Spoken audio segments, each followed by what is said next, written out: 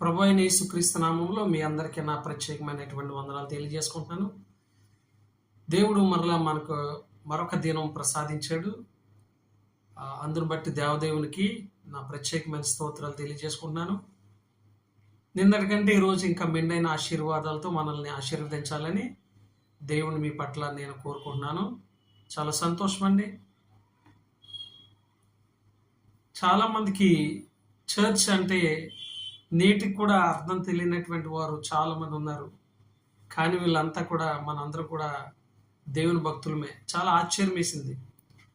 What is church అన్నప్పుడు చాలామందికి అర్థం కాల. చాలా ఆశ్చర్యం వేసింది నాకు. అంటే కనీస అవగాహన లేకుండా మనము విశ్వాసం అయిపోయాం. దేవుని మీద మనకి పరిపూర్ణమైనటువంటి అవగాహన లేకుండానే విశ్వాసం అయిపోయాం. మరి ఇంకెప్పుడు తెలుసుకుంటాం మనం దేవుని గురించి? చిన్న చిన్న విషయాలే తెలుసుకోకపోతే మర్మమైనటువంటి సంగతులు మనం ఎలా తెలుసుకోగలం? చాలా ఆశ్చర్యంగా ఉంది నాకైతే. సో ఏది ఏమైనప్పటికీ చాలా మరి ఈ రోజున మనం కొన్ని విషయాలు ధ్యానం చేసుకుందాం. అదేంటంటే సంఘం అంటే ఏంటండి? సంఘం అంటే ఏంటండి? సంఘం అంటే తెలుసు కానీ దాని అర్థం తెలియదు చాలామంది. సంఘం అంటే తెలుసు, అందరికీ తెలుసు. మీ చర్చ్ ఎక్కడంటే చక్కగా అడ్రస్ చెప్తారు. అర్థమైందా? ఏంటి? బిల్డింగ్ని కదా. ఎస్, నిజానికి ఆక్స్ఫర్డ్ డిక్షనరీ కూడా అదే చెప్తుంది. ఇంగ్లీష్ మనం చూస్తాం కదా, ఇది ఆక్స్ఫర్డ్ డిక్షనరీ అందరికీ ఉంటుంది పిల్లల దగ్గర. చర్చ్ అంటే ఏం చెప్తుంది ఒకసారి ఆక్స్ఫర్డ్ డిక్షనరీలో చూద్దాం. చర్చ్ అంటే ఏం చెప్తుందో ఆక్స్ఫర్డ్ డిక్షనరీ చెప్దాం. చాలా ఆశ్చర్యం కదా. దేవుని జ్ఞానం వేరు, మనిషి జ్ఞానం వేరు. చర్చ్ ఉంది, a building where Christians go to pray. Wow, a building అంటే ఒక భవనం. Where Christians go to pray, ఆ క్రైస్తవులు అయినటువంటి వారు అక్కడికి వెళ్ళి ప్రార్థన చేసుకుంటారు. దాన్నే చర్చ్ అంటారు అనమాట. చాలా ఆశ్చర్యంగా ఉంది. ఎస్, ఇది కూడా బిల్డింగ్ అని చూపిస్తుంది. ఈ రోజున విశ్వాసులైన మనం కూడా చాలామంది ఎక్కువ శాతం, maybe more than 80%, 90% maybe building చూపిస్తారు. ఇవాళ మా చర్చ్ డెడికేషన్ అని కదా. ఎస్, నిజంగా చాలా ఆశ్చర్యంగా అనిపిస్తూ ఉంది. నిజంగా ఎంత చదువుకుని, ఎంత జ్ఞానం ఉండి, పోస్ట్ గ్రాడ్యుయేషన్ చేసి తర్వాత అనేక సంవత్సరాల నుంచి సువార్త ప్రకటిస్తూ లేదా సంఘంలో సంఘ కాపురిగా ఉంటూ ఈ విషయాలు, చిన్న చిన్న విషయాలు కూడా మనం తెలుసుకోలేకపోతున్నాం. అందుకని ఈరోజు ఈ విషయాన్ని మీకు తెలియపరచాలనుకున్నాను. ఎవరికంటే మన యూట్యూబ్ వీక్షకులందరికీ, ప్రేక్షకులందరికీ, అంతే కదండి, ఎంతమంది అయితే చూస్తారు వారందరికీ కూడా దయచేసి దేవుని జ్ఞానం, నాకు తెలిసినటువంటి జ్ఞానం మీకు తెలియపరుస్తున్నాను. ఎందుకంటే we should share our knowledge to each other. అదే, ఒకవేళ మీకు ఏమైనా దీని పట్ల మంచి జ్ఞానం, అవగాహన ఉంటే నాకు తెలియపరచండి. వాట్ ఈజ్ చర్చ్ అని, సంఘం అంటే ఏంటో. సో నిజానికి సంఘం అంటే మరి బిల్డింగ్ చూపిస్తాం మనం, చర్చ్ బిల్డింగ్ చూపిస్తామని, అదే మా చర్చ్ అంటాం. చక్కగా అడ్రస్ చెప్తాం. నిజానికి సంఘము అనే మాట బైబిల్ నుంచి చూద్దాం. బైబిల్లో ఏం రాస్తుందో, ఎందుకంటే బైబిలే కదా మనకు ఆధారం. బైబిల్ ద్వారానే మనం సత్యాన్ని తెలుసుకోవాలి, మనుషుల ద్వారా కాదు, ఎవరి ద్వారా కాదు. సో అపోస్తల కార్యము యాక్ట్స్ 8వ అధ్యాయము 1, 2, 3 వచనాల్లో ఒకసారి మనం చదువుకుందాం. ఏం చెప్తుందో చూద్దాం. మొదటగా తెలుగులో చూద్దాం, తర్వాత ఇంగ్లీష్లో చదువుదాం. బైలింగల్ బైబిల్ ఎవరి దగ్గర ఉన్నట్టే చూసుకోండి, అంటే 2 భాషల్లో ఉన్నటువంటి బైబిల్. ఇంగ్లీషు, తెలుగు నాకు బైబిల్ ఉంది, అది చదువుతుంది చూడండి. 8వ అధ్యాయం అపోస్తల కార్యం 1, 2, 3 వచనాలు. ఆ కాలమందు అనగా ఫస్ట్ సెంచరీ, ఆ కాలమందు యెరూషలేములోని సంఘమునకు గొప్ప హింస కలిగినందున అపోస్తులు తప్ప అందరూ యూదయ సమరయ దేశముల యందు చెదరిపోయిరి. భక్తిగల మనుషులు స్టెఫనును సమాధి చేసి అతనిని గూర్చి బహుగా ప్రాలాపించిరి. 3వ వచనం, సౌలైతే ఇంటింటా జొచ్చి పురుషులను స్త్రీలను ఈడ్చుకొని పోయి చెరసాలలో వేయించి సంఘమును పాడు చేయుచుండెను. మీకు ఇక్కడ ఏమర్థమైంది? ఒకసారి మరలా చూద్దాం. ఆ కాలమందు యెరూషలేములోని సంఘమునకు గొప్ప హింస కలిగిందంట. సంఘానికి గొప్ప హింస కలిగిందంట. మనం అనుకున్న సంఘం బిల్డింగ్కి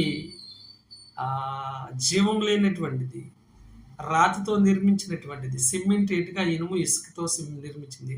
దానికి హింస ఏంటండి? అసలు హింస కలుగుతుందా? దానికి నొప్పి వస్తుందా? సుత్తితో కొడితే నొప్పి వస్తుందా? తవ్వితే నొప్పి వస్తుందా? చాలా ఆశ్చర్యంగా లేదు? ఎస్, హింస కలిగినందున, అంటే సంఘమునకు గొప్ప హింస కలిగినందున అపోస్తలులు తప్ప అందరు యూదయ సమరయ దేశములందు చెదరిపోయారు. సో ఇదే ఇంగ్లీష్లో చదువుతాం ఏమని ఉంది. And Saul approved of his execution and there arose on that day a great persecution against the church in Jerusalem, and they were all scattered throughout the region of Judea and Samaria except the apostles. So ఇక్కడ సంఘము గొప్ప హింస కలిగినందున అన్నాడు. సంఘమునకు గొప్ప హింస కలుగునందున అన్నది ఇక్కడ ఏం రాశారంటే a great పెర్సిక్యూషన్స్ against the church in Jerusalem. ఇక్కడ చర్చ్ అన్నాడు ఇంగ్లీష్లో. ఇందాక చూసాం కదా ఆక్స్ఫర్డ్ డిక్షనరీలో చర్చ్ అంటే అదొక భవనం, బిల్డింగ్, క్రైస్తవులు అక్కడికి వెళ్ళి ఆరాధిస్తారు అని చాలా స్పష్టంగా ఉంది. మరి ఇదేంటి బైబిల్ ఎలా ఉంది? సంఘం అంటే చర్చ్ అంటే సంఘం అని ఉంది. ఆశ్చర్యం కలగట్లేదా? ఎవరు వీళ్ళు అంటే ఈ సంఘం ఎవరంటే 3వ వచనం అంటాడు, సౌలైతే ఇంటింటా జొచ్చి పురుషులను స్త్రీలను ఈడ్చుకుని పోయి చెరసాలలో వేయించి సంఘమును పాడు చేయించుండాను. మరలా అన్నాడు, స్త్రీ పురుషులను ఇంటింటా జొచ్చి లాక్కెళ్ళి సంఘాన్ని పాడు చేసేస్తాడంట. ఇదే 3వ వచనం ఇక్కడ చూద్దాం ఇంగ్లీష్లో. But Saul was ravaging the church. ఇదిగో మళ్ళీ రావేజింగ్ ద చర్చ్ అన్నాడు. సంఘాన్ని పాడు చేస్తాడు. ఇంగ్లీష్లో సంఘాన్ని చర్చ్ అంటున్నారు. And entering house after house he dragged off men and women and committed them to prison. Yes, స్త్రీ పురుషులందరూ, మెన్ అండ్ ఉమెన్, స్త్రీ పురుషులందరినీ కూడా ఏం చేస్తున్నాడు? బంధించి జైల్లో పెట్టేస్తున్నాడంట. అంతేనా? ఎస్, సంఘమును పాడు చేసి ఉండేనంటే స్త్రీ పురుషులను నీడ్చుకుని పోయి చెరసాలలో వేయించి సంఘమును పాడు చేసి ఉండేను అన్నాడు. చూసారు? అంటే ఇక్కడ సంఘము అనగా చర్చ్. ఎవరండి సంఘాన్ని? ఎవరు వాళ్ళు పాడు చేసింది? పౌలు గారు. సంఘం అంటే ఎవరండి? స్త్రీ పురుషులని అక్కడ స్పష్టంగా ఉంది. అంటే చాలా గొప్ప విషయం ఏంటంటే చర్చ్ బిల్డింగ్ అయితే జీవం ఉండదు, అవునా కదా? ఎస్, జీవం లేని దాన్ని చర్చ్ అంటే జీవం లేదు, జీవం ఉండదు. జీవం లేని దాన్ని హింసించడం ఏంటి? ఒకసారి ఆలోచించుకోండి. కనీసం మినిమం నాలెడ్జ్ అనేది మనకు ఉండాలి ఒక క్రైస్తవుడిగా. ఏది చెప్తే అది నమ్మేయడం, ఎలా పడుతుంది ఆచరించేయడం, వినేసి ఆనందపడిపోవడం కాదు ప్రియులారా. ఆలోచించి మనం చేయాలి. ఏది చేసినా చాలా జాగ్రత్తగా మనం ఉండాలి. నిజానికి సంఘం అంటే ఎవరంటే మనం ఇక్కడ చదువుకున్న వాక్యాన్ని బట్టి స్త్రీ పురుషులు. సంఘం అనగా స్త్రీ పురుషులు. దీన్ని గ్రీక్ భాషలో సంఘం అంటే ఎక్లీషియా అంటారు. గ్రీక్ భాషలో సంఘాన్ని ఏమంటారు? ఎక్లీషియా. ఎక్లీషియా అంటే కాల్డ్ అవుట్ అనగా పిలువబడినటువంటి వారు. ఎక్కడి నుంచి ఎక్కడికి పిలువబడిన వారు మీకు చాలా స్పష్టంగా తెలుసు కదా? ఎస్. అయితే ఈ సంఘము అనేది కొన్ని ఉదాహరణలు మనం తెలుసుకుందాం. ఈ లోకంలో ఉన్న సంఘాలు కొన్ని ఉన్నాయి. ఫస్ట్ ఆఫ్ ఆల్ ఏంటంటే అందరికీ బాగా తెలిసినటువంటి సంఘం ఒకటి ఉంటుంది ప్రతి గ్రామంలో. స్త్రీల సంఘం. స్త్రీలు ఏంటది? డ్వాక్రా సంఘం, అవునా కదా? ఎవరుంటారు డ్వాక్రా సంఘంలో? స్త్రీలు ఉంటారు. ఎస్, చర్చ్ అది సంఘం అంటే. ఇందాక సంఘం అనగా స్త్రీ పురుషులని చదువుకున్నాం మనం. స్త్రీ పురుషులకు, మనుషులకు హింస కలిగింది, వారే సంఘం. గ్రీక్ వర్డ్ ఏమో ఎక్లీషియా అనే పదాన్ని ఏమన్నారు? సంఘం అన్నారు. అనగా కాల్డ్ అవుట్ అంటారు ఇంగ్లీష్లో, పిలువబడినటువంటి వారు. డ్వాక్రా సంఘం ఉంది.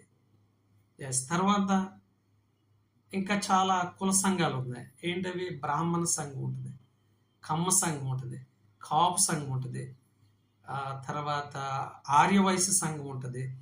తర్వాత ఇంకా చాలా చాలా చాలా గౌడ సంఘం ఉంటుంది. అలా సంఘాలు అనమాట. ఇవన్నీ కూడా సంఘాలని పేరు పెట్టుకుంటారు. సో అంతేగాని సంఘం అంటే మనుషులు, అంతేగాని రాతితో కట్టినటువంటి బిల్డింగ్ అసలే కానీ కాదు ప్రియులారా. చూసారా? అంటే మనము ఎక్కడి నుంచి ఎక్కడికి పిలువబడ్డామంటే కొలస్సీకి రాసిన పత్రిక 1:13 అంటది. ఇందాక అన్నాం కదా, గ్రీక్ వర్డ్ ఎక్లీషియా అనగా సంఘం అని. సంఘము ఎక్లీషియా అనగా కాల్డ్ అవుట్ అని, అంటే సంఘం, పిలువబడినటువంటి వారు. కొలస్సీకి రాసిన పత్రిక 1:13 ఆయన మనలను అంధకార సంబంధమైన అధికారంలో నుండి విడుదల చేసి తాను ప్రేమించిన తన కుమారుని యొక్క రాజ్య నివాసులుగా చేశాను. దేవునికి స్తోత్రం కలుగును గాక. ఆమేన్. అంటే యేసుక్రీస్తు మనలను అంధకార సంబంధమైన అధికారంలో నుండి, అంటే ఈ యొక్క సాతాను రాజ్యంలో నుంచి మనల్ని ఏం చేశాడంటే విడుదల చేశాడు. విడుదల చేసి తాను ప్రేమించిన తన కుమారుని యొక్క రాజ్య వారసులుగా చేశాడు, రాజ్య నివాసులుగా చేశాడు అనమాట. దేవుడు ఇదంతా మనం చేసింది. అంటే క్రీస్తు రాజ్యంలోనికి మనం వచ్చేసాం అనమాట. సాతాను రాజ్యం నుంచి క్రీస్తు రాజ్యంలోకి వచ్చాం అనమాట. సో అలా ఎవరైతే వచ్చారో, యేసుక్రీస్తుని సొంత రక్షకుడిగా అంగీకరించి బాప్టిజం తీసుకుని ఎవరైతే క్రీస్తు రాజ్యంలోకి అనగా సంఘంలోనికి వచ్చారో వారే సంఘం ప్రియులారా. కాబట్టి సంఘం అంటే దయచేసి బిల్డింగ్ అనుకోకండి. మనుషులు విశ్వాసుల కంటే బిల్డింగ్కి ఎక్కువ ప్రాధాన్యత ఇస్తున్నారు. ఎందుకంటే ఇప్పటివరకు అర్థం తెలియలేదు చాలా మందికి. కాబట్టి ఇప్పుడైనా కళ్ళు తెరవండి. సంఘం అంటే స్త్రీ పురుషులు, అది కూడా రక్షించబడినటువంటి వారు, చీకట్లో నుంచి ఆశ్చర్యకరమైన వెలుగులోనికి పిలువబడినటువంటి వారు, క్రీస్తు రాజ్యంలోకి చేర్చబడినటువంటి వారు, వారే సంఘం. దయచేసి బిల్డింగ్ అనుకోకండి. చర్చ్ అంటే బిల్డింగ్ కాదు, సంఘము. ఈ సత్యాన్ని తెలుసుకుని మీ స్నేహితులకు, మీ సంఘాల్లో ఒకవేళ తెలియనటువంటి వారికి, తెలియకపోతే దయచేసి వీడియో చేసిన ప్రతి ఒక్కరు కూడా తెలియపరచాలని కోరుకుంటూ ఈ నా మాటలు ముగిస్తున్నాను. దేవుడు మిమ్మల్ని బహుగా దీవించి ఆశీర్వదించును గాక. May God bless you all. Amen.